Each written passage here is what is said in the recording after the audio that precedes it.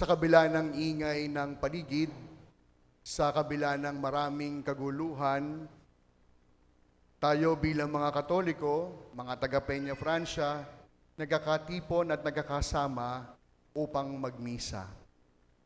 Nagmimisa tayo, nagsisimba, hindi dahil bagong taon, kundi sa pagsalubong natin ng ating bagong taon, sinasamahan natin ang mahal na Birhen upang ipagdiwang ang kanyang pagiging ina ng Diyos, Theotokos. At kasabay ng dakilang kapistahang ito ng ating simbahan, tayo rin ay nananalangin para sa biyaya ng kapayapaan.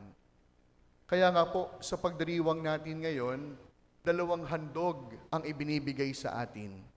Una, ang biyaya ng mahal na Birhen bilang ina ng Diyos at ating ding ina.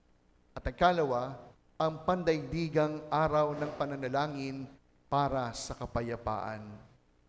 Hindi ito nagkataon lamang. May mensahe ang Diyos para sa atin. Ngayong tayo'y haharap sa panibagong taon ng ating buhay, paglalakbay at pananampalataya sa taong 2026. Ang tunay na kapayapaan ay hindi po nagsisimula sa mga kasunduan o sa kapangyarihan, kundi ang tunay na kapayapaan nagsisimula sa sinapupunan ng mahal na Birhen, kung saan isinilang ng mahal na Birhen ang prinsipe ng kapayapaan. Kung kaya nga po sabi po ni San Pablo sa ating pangalawang pagbasa, nang dumating ang takdang panahon, isinugo ng Diyos ang kanyang anak na isinilang ng isang babae.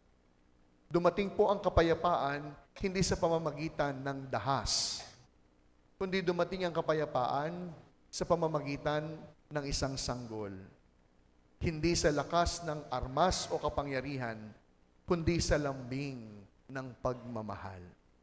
Itinuturo po sa atin ng mahal na Birhen na ang kapayapaan nagsisimula saan? Sa pagsang-ayon natin sa kalooban ng Diyos. When we align our will to the very will of God, peace happens. When we choose the plan of God instead of our own dreams and plans, we achieve peace in our lives. Kaya nga po, no, kapansin-pansin, kapayapaan ang laging bukang bibig ng marami sa atin. Pero tila baga napakailap ng kapayapaang ito. Pag may birthday, kapayapaan, peace of mind ang hiling. Kapag may beauty contest, world peace ang siyang winning answer. Araw-araw na ginawa ng Diyos sa pagdiriwang natin ng misa, tumatanggap at pinagkakalooban tayo ng kapayapaang kay Jesus lamang matatagpuan. Pero bakit sadyang napakailap ng kapayapaan? Parang napakahirap makamit ng kapayapaang ito.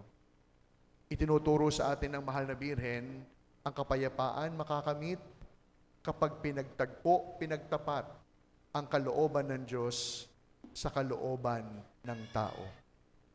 Kaya nga po, nung ipinagbubuntis pa lamang ang prinsipe ng kapayapaan, naihandog na siya sa mundo. Bilang hari, bilang batang sanggol, na siyang pagmumulan, hindi ng dahas o kapangyarihan, kundi pagsisimula ng kapayapaan sa puso ng bawat nananalig. Kaya nga po, marahil o sigurado, ang mundo ay gutom, hindi na lamang sa pagkain, kundi gutom ang mundo sa kapayapaan. Kapayapaan sa mga bansang winasak ng dagmaan. Kapayapaan sa mga pamilyang naging watak-watak sa kawalan ng responsibilidad. Kapayapaan sa mga pusong puno ng pangamba at sama ng kalooban. Ngunit mga minamahal ng mga kapatid, ang kapayapaan hindi lamang po wini-wish. Ang kapayapaan hindi lamang po isinasagot, kundi ang kapayapaan ay tinatanggap. Tinatanggap.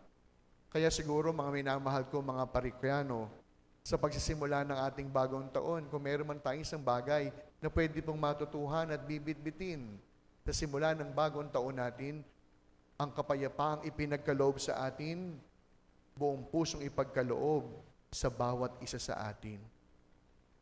At tinuturuan tayo ng mahal na Birhen kung paano po mamuhay sa tunay na kapayapaan.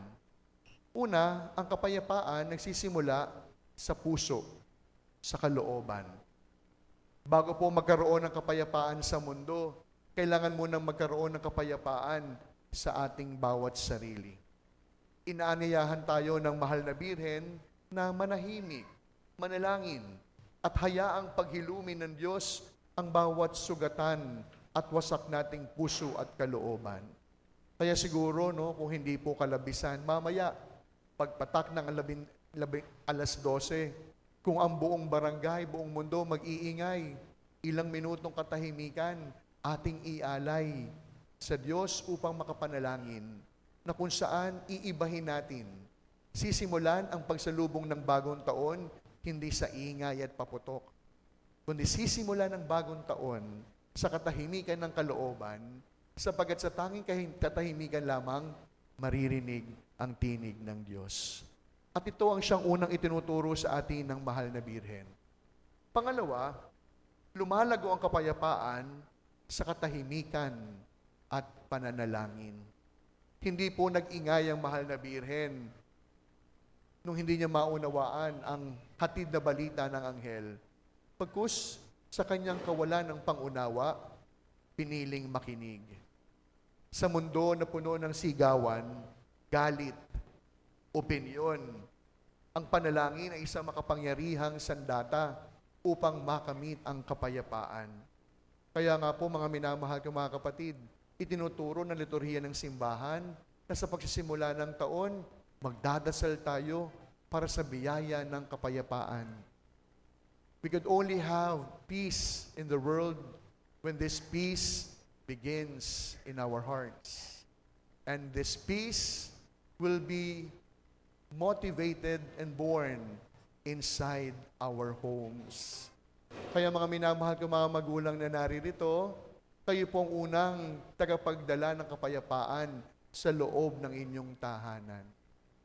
Pansinin ninyo, yung mga taong magkaaway, nagsisigawan, pero yung mga taong nagmamahalan, nagbubulungan.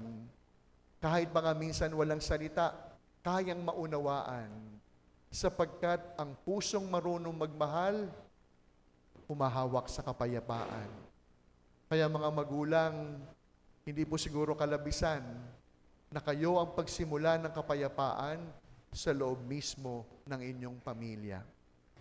Yung kapayapaan na to, hindi lamang yung hindi ka magsisigawan, hindi kayo mag-aaway, kundi yung kapayapaang nagmumula sa pamilyang sama-samang magdarasal sa loob ng tahanan. Kaya alam niyo, mamaya pagkatapos ng misa, ang ating parokya magkakaloob ng mga holy water bottles na kung saan pangungunahan ng tatay o ng nanay yung pagbibidensyon ng kanilang tahanan. Na parang sinasabi ng matandang dito ng simbahan, sa simula ng taon, ang aming tahanan, ipinapagkatiwala sa Diyos. Sa simula ng taon, ang aming pamilya, inilalapit sa Panginoon. Kaya yun po yung pangalawang itinuturo sa atin ng mahal na Birhen. Lumalago yung kapayapaan sa pananalangin at katahimikan. Pangatlo, ang kapayapaan ay isinisilang muli kapag tinatanggap natin si Kristo. Walang tunay at pangmatagalang kapayapaan na pwede nating makamit kung wala naman ng Diyos sa ating buhay. Kung saan tinatanggap natin si Kristo, nariyan ang kapatawaran. Pag may kapayapaan, nariyan ang pag-asa. Kapag may kapayapaan, na matatagpuan ang pagmamahal. At kapag mayroong kapayapaan, naroon ang Diyos. Kaya nga po sa pandaigdigang araw ng pananalangin para sa kapayapaan, magandang pagnilayan sa pagpasok po ng bagong taon. Ako ba ang siyang nagdadala ng kapayapaan sa pamilya o dahilan ng pagkakawatak-watak? Pwedeng gamitin sa pamayanan. Ako ba ang nagdadala ng gulo o gusot o kapayapaan at pagkakaisa sa aming pamayanan o barangay? Pangalawa, Ang aking bang mga salita, nagpapagaling o pumapatay? Alam nyo, maliit lamang po yung ating pamayanan. Kaya minsan naririnig ko po yung mga kapitbahay. Alam nyo, nakakalungkot. Mismong magulang, sinasabi ng hindi maganda yung mga anak. Sasabihin ng mga magulang, walang yakang bata ka. Eh, sino bang nanay niyan? Sa halip na pag-ibig ang mamutawi sa bibig, galit at pagkamuhi ang siyang tumatanim sa puso at dibdib. Kaya mga minamahal ko mga parokyano, hindi lamang po wini-wish ang kapayapaan. Ang kapayapaan, pinagtatrabahuhan. Ang kapayapaan, hindi lamang inaasam. Ang kapayapaan, sinisimulan. Kaya po, hilingin po natin, hindi lamang yung kapayapaan ng mundo, kundi sa misang ito, hingin natin ang kapayapaan ng ating mga puso. At kagaya ng ating mahal na Birhen, naway matutuhan natin ipanalangin araw-araw sa bagong taon na ito, ang kapayapaan sa ating bawat tahanan. Ang kapayapaan sa loob ng ating bawat pamilya. Nang sa gayon, hindi man natin kayang baguhin ang buong mundo, hayaan natin ang kapayapaan magsimula sa puso ng bawat isa, sa loob ng tahanan, dito sa atin, sa Peña Francia. Mahal na Birhen, aming ina, ipanalangin niyo po kami. Amen.